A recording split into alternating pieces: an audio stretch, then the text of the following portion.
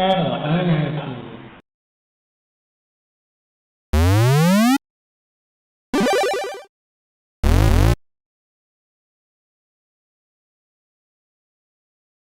You know, something I've noticed, which is kind of annoying, is it's really difficult to match colors up properly when it comes to C64 stuff. Like, with all the differences in terms of what happens with video capture and converting between different color formats and everything, like, the fact that I've got it as close as I have is kind of incredible.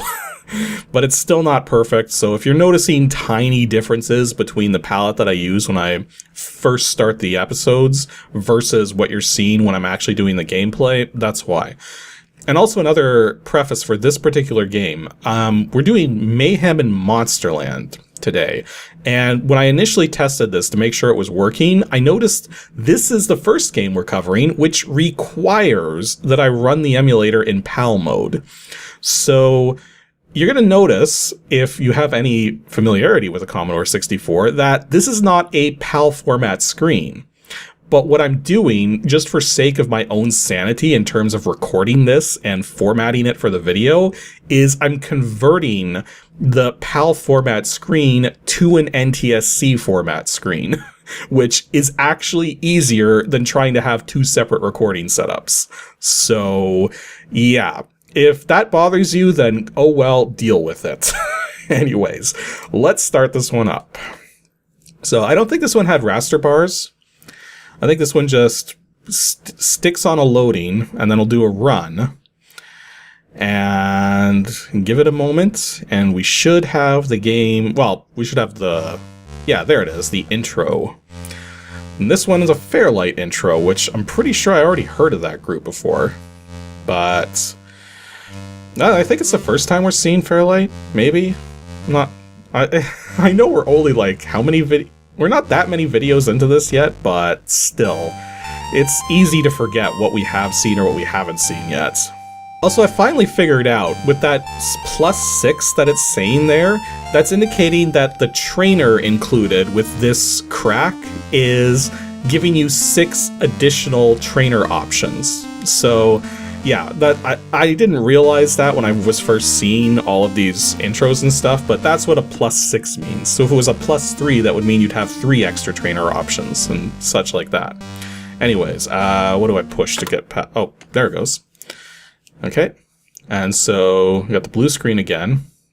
Okay, so no, and then stick with normal lives, normal continues, no invulnerability, none of that, none of that.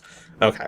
And yeah, there seems to be a lot of loading with this game. Like right now, I'm seeing the disc indicator really do a lot of stuff. So apparently it's loading Jellyland. Magic Dust quota 10, star quota 113. Okay. I did look into this game just a little bit before, because I played the games. Oh, there we go. Got our title sequence. So yeah, hang on. Wait a minute, isn't that the Tiny Toons theme? It's very similar to the Tiny Toons theme in the background there. Or maybe not. I'm not the only one hearing who was hearing that. It doesn't sound like it now, but... And now it sounds like it again. But yeah, so if I start this up here, I'm going to start off in stage 1. Status is sad. We see a little sad moon in the background there. So we got our character. We can move left and right. We can jump. We can duck. Sort of.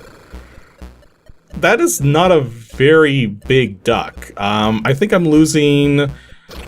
How many pixels is that? Yeah, I'm only ducking by 3 pixels. I'm not sure how well that's going to come into play.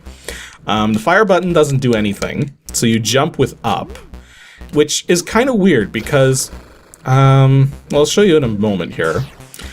So you jump on enemies, just like in Mario Brothers, and occasionally they drop magic dust. And that's what we're trying to collect. We're trying to collect 10 pieces of magic dust.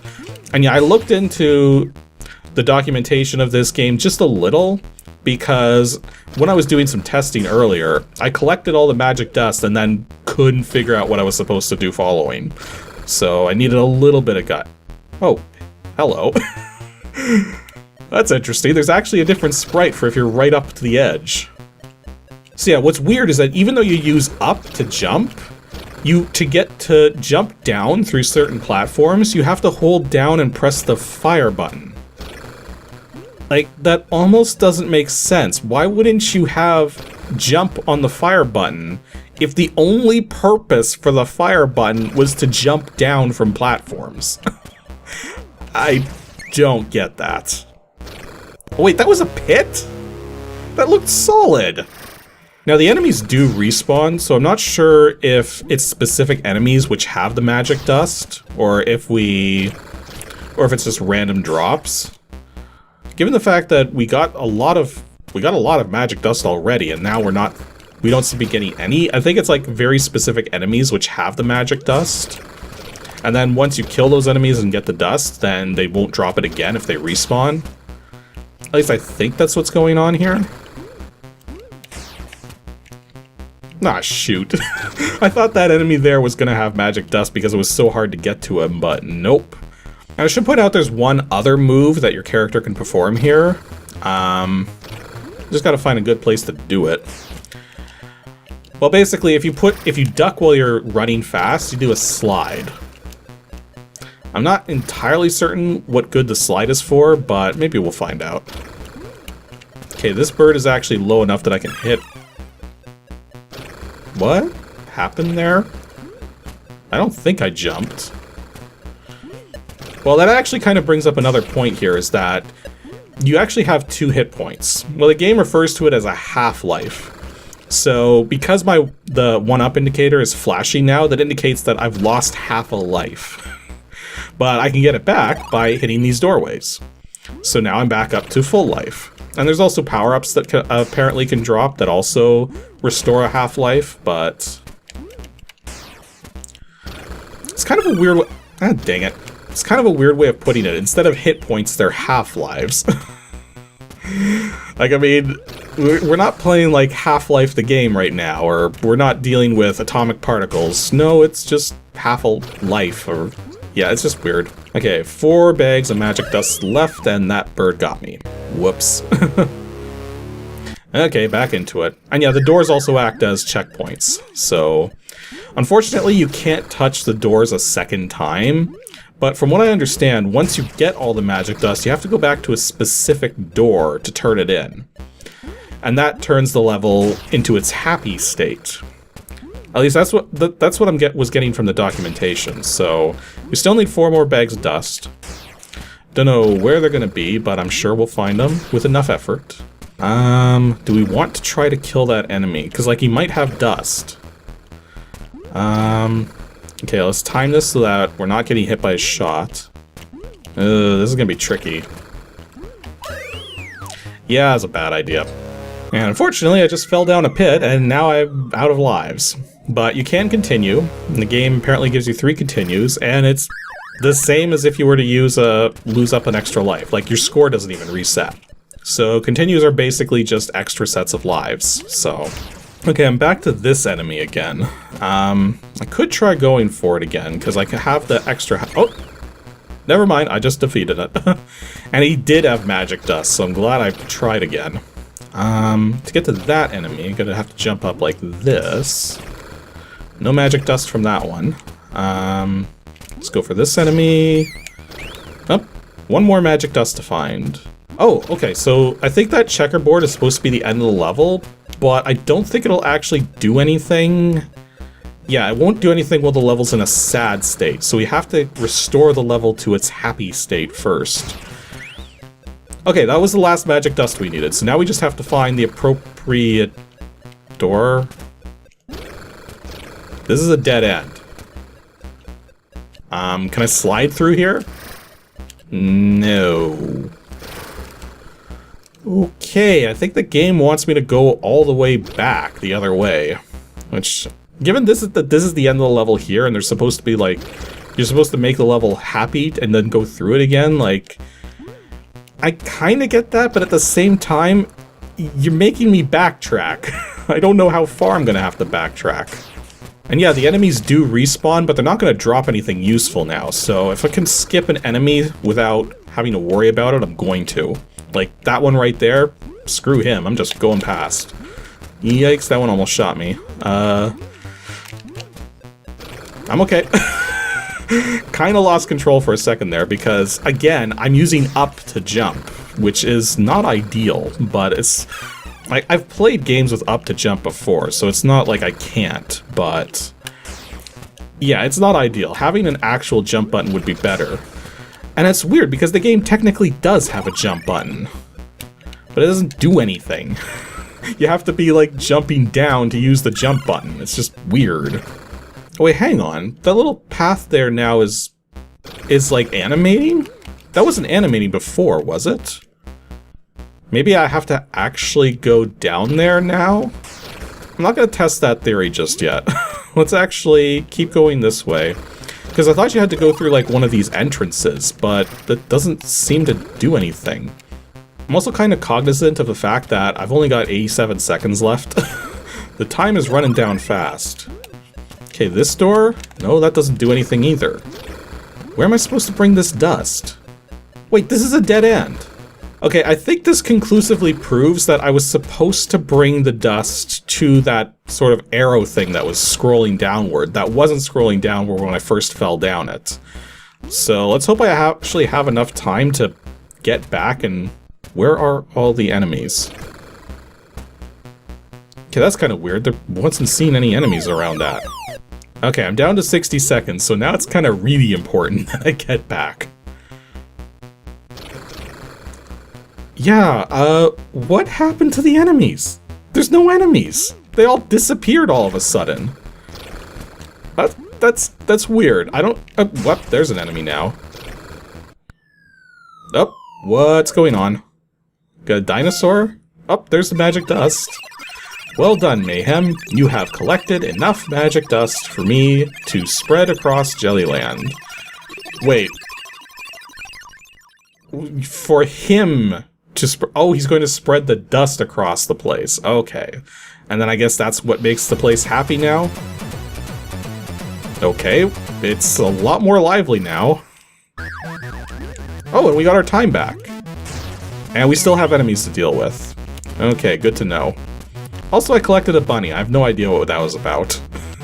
Ooh, and I just got an extra life, too. So it looks like once the land is in its happy state, you actually start getting power-ups and stuff. The only trick is we have to get 153 stars. And I have no idea, like, how tight that's going to be, or how easy that's going to be, or where the stars even are.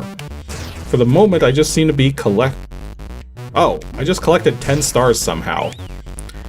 Okay, so it looks like the stars are just gonna come from defeating enemies. Oh wait, those are stars as well. Okay, so they're actually in the level as well. What is that? That is a big enemy. Can I jump on it? I can. It exploded into stars, which don't count. Oh, I also noticed that my score had a multiplier going. Huh. And it also dropped to X2 now, so I guess that multiplier maybe was on a timer or something? Also, I think the music just changed? Maybe? Unless it is the same tune, it just has like a little extra part to it. Question. How are you supposed to get that heart there? There's like no way to get to it. Oh, I just figured out it's the bunnies that I'm collecting that are giving me the score multiplier. Like, I got it all the way up to X5 now. But at this point, it's time to go back the other way. Yeah, this section here with this blue parallaxing background has different music. And once I come out of that area, yeah, we're back to the normal music for the level. Interesting. Also, it's kind of ironic that we're trying to collect stars now, but the enemies are shooting stars at us to try and kill us. So, I don't know, there's kind of a conflict of interest there. Okay, so I still need 44 stars, but I think I'm getting really close to the end of the level. So I'm not entirely certain how that's going to work out. Also, really putting up extra life in a spot that you can't reach That seems to be a running theme with this game, is power-ups and spots that are literally unreachable. I mean, unless there's some kind of weird mechanic I don't know about, but the instructions didn't really have a lot to them. It was barely 2 pages, so...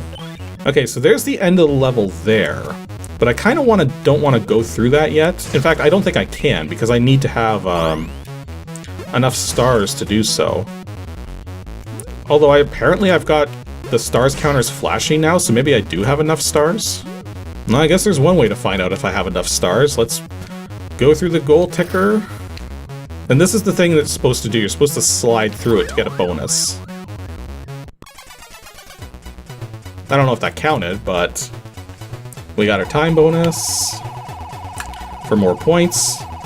And that is being affected by the score multiplier, so that's good to know. And then star bonus. Okay, so we were 11 stars over what we needed. Okay, you get an extra 1,000 points if you skid through the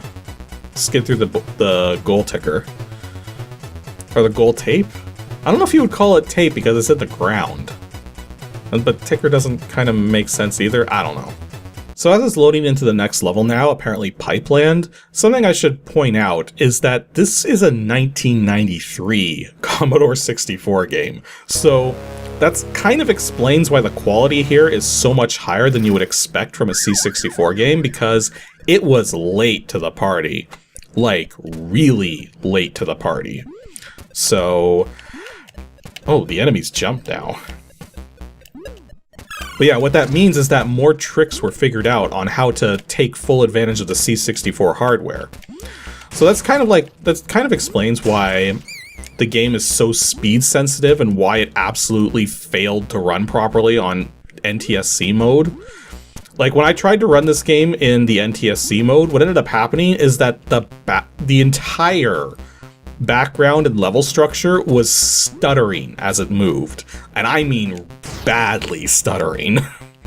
So, it kind of made it difficult to do anything. But yeah, 1993 would be a very late point in time to be getting a Commodore 64 game, because by that point in time, the Amiga has been out for so long by that point, and Commodore's also trying to sell other systems by that point. Like, 93 was not, like, most people were not still using their Commodore 64s by that point.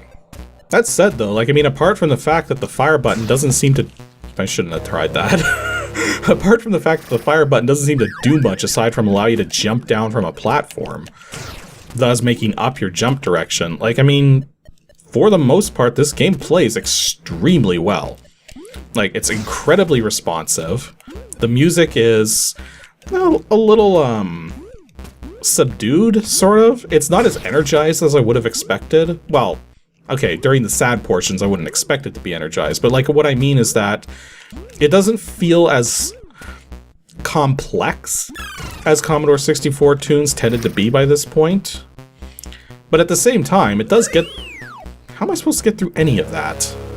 Okay, this part has me confused, because I can't jump down through here. I can't jump on either of these enemies because there's not enough ceiling space. Am I supposed to slide into the enemies? Is sliding actually an attack? No. How are you supposed to survive any of that without taking a hit? So what was I saying about the game, that it was actually pretty decent or something? Yeah, that was until I realized that this level's kind of evil. So it seems like the first level was done well enough, except for the fact that it kept putting power-ups in spots that you literally couldn't get them from. But now we've got a case of a sort of level where it's actively putting elements in the way which you can't hit. Like, I've only got a half life left here, which means if I try to jump over either of these things, I am going to die. Oh, whoops, I forgot. You can't get out of this lower area if you jump into it. So it's not even worth trying to get past that ball enemy because you're... Oh, jeez. And now because I took that hit, it's like I'm not going to be able to get past the other enemy. Okay, I have one other thought. So something I've noticed is that no matter what, your character is actually locked to grid increments. Now, it is moving smoothly between those increments, but you do snap to particular increments on the playfield. It looks to be like 8 pixels or so. So my thought here is that if I get as close to the enemy as possible and jump while it's getting under me, maybe that? No, that didn't do it. Okay, well, at least I'm past that part that was giving me trouble, but, like, I mean, now it's just a question of how am I supposed to... Okay, now we got that bouncing ball enemy there. We got a little gap here to get inside.